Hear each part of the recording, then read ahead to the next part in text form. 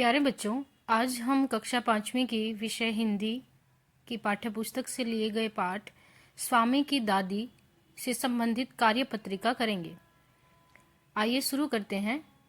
तो पहला जो प्रश्न है उसमें गद्यांश है, उसे पढ़कर पूछे गए प्रश्नों के उत्तर लिखने हैं।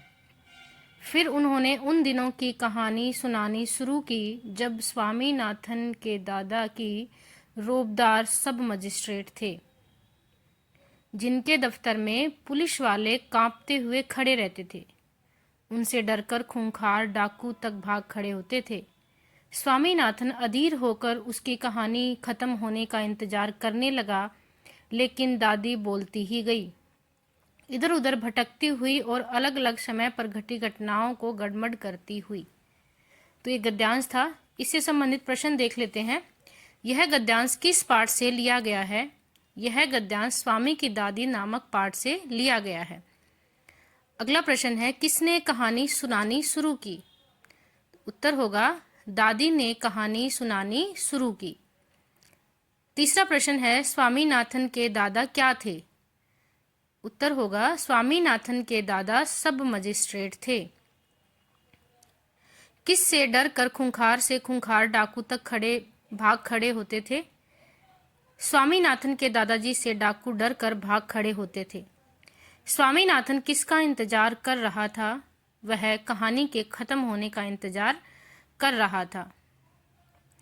अगला प्रश्न है, उदाहरण की तरह लिखो। तो उदाहरण दिया है, इसमें हमें शब्दों को मिलाकर लिखना है। सूखा पत्ता, सूखी पत्ती, सूखे पत्ते। आगे देख लेते हैं।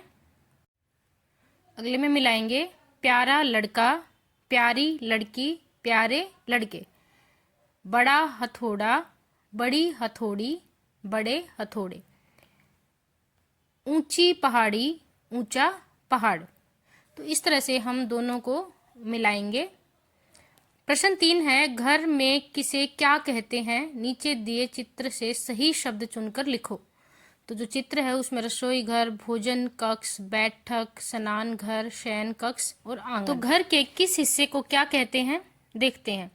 घर में जहां हम स्नान करते हैं तो उसे कहेंगे स्नान घर। घर में जहां हम सोते हैं, शयन कक्ष। घर में जहां हमारे मेहमान बैठते हैं तो उसे कहेंगे बैठक।